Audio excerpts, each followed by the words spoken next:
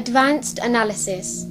In General Order No. 1, issued on September 2, 1945, General Douglas MacArthur gave directions to Chiang Kai-shek of the Republic of China to accept the surrender of Japanese troops in Taiwan. The Generalissimo accepted these orders.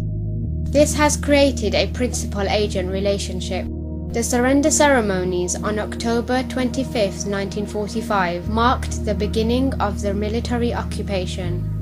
Under international law, the occupier, also known as the occupying power, or more specifically, the principal occupying power, is the conqueror. In consideration of the historical record of military attacks against Taiwan, this will be the United States of America.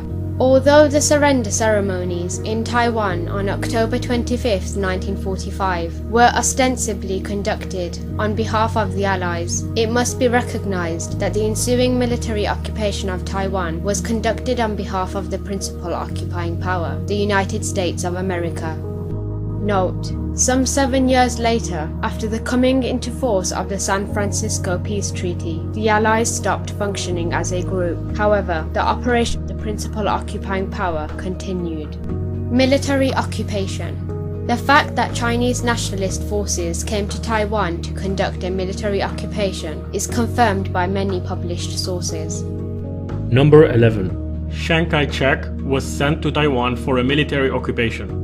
Many nations have also voiced their reservation regarding the legal status of Taiwan. Sir Anthony Eden, the British Foreign Minister, stated on February 4, 1955, as follows.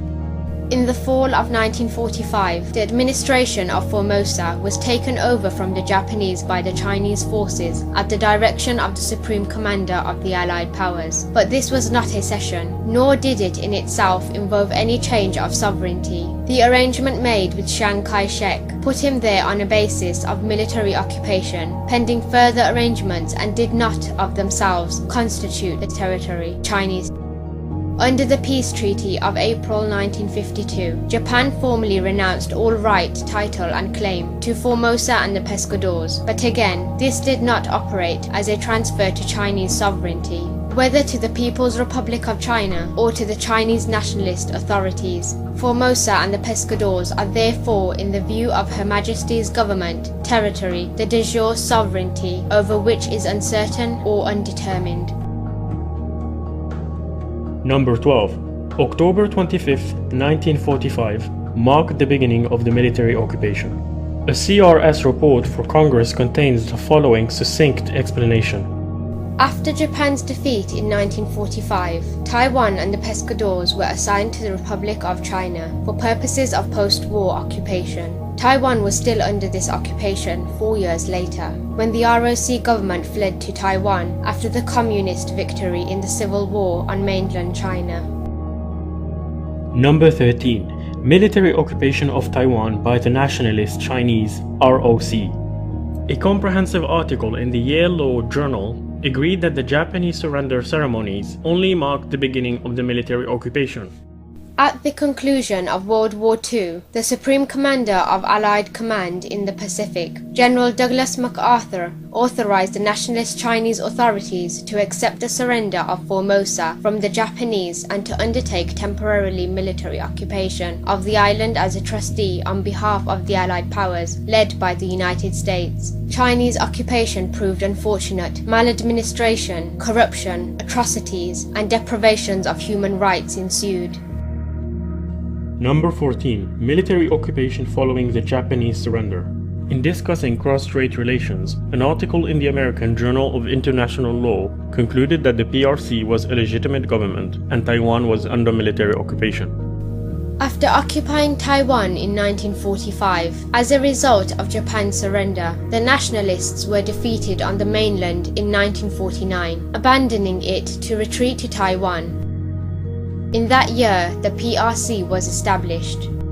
Number 15. Taiwan is occupied territory. A 1949 CIA report on the military occupation of Taiwan was originally classified as secret.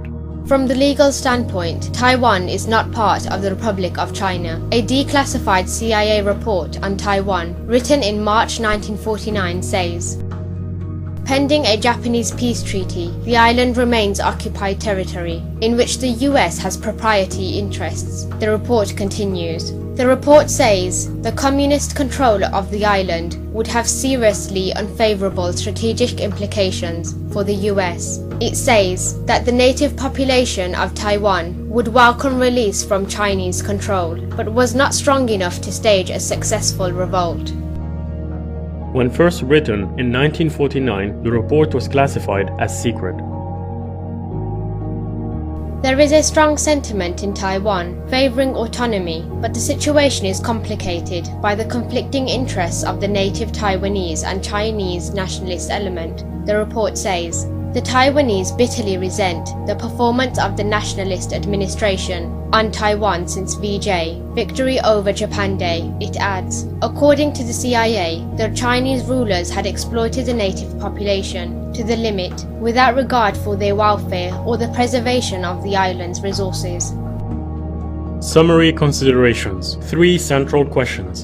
In relation to the military occupation of a particular area, we are faced with 3 central questions, all of which must be answered based on the customary laws of warfare. When did the military occupation begin? For Taiwan, the answer is October 25th, 1945. Who is the occupying power? For Taiwan, the answer is the United States of America. The military occupation will be conducted by a US federal agency, the United States military government. A definition is provided as follows. Military government is the form of administration by which an occupying power exercises governmental authority over occupied territory. Importantly, however, the United States has delegated the military occupation of Taiwan to the military forces under Chiang Kai-shek. This is a principal-agent relationship. When did the military occupation end? To answer this question requires an in-depth knowledge of military occupation issues. For now, let us say that the military occupation of Taiwan did not end with the coming into force of the San Francisco Peace Treaty on April 28, 1952. Further details will be given in later videos. The ROC as a government in exile. When the ROC fled to occupy Taiwan in December 1949, it was moving outside of Chinese national territory and immediately became a government in exile. The actions of governments in exile may be overviewed as follows. Actions of governments in exile. International law recognizes that governments in exile may undertake many types of actions in the conduct of their daily affairs. These actions include becoming a party to a bilateral or international treaty, amending or revising its own constitution, retaining or newly obtaining diplomatic recognition by sovereign states, issuing identity cards, allowing the formation of new political parties, instituting democratic reforms, holding elections, allowing for direct or more broadly based elections of its government offices, etc.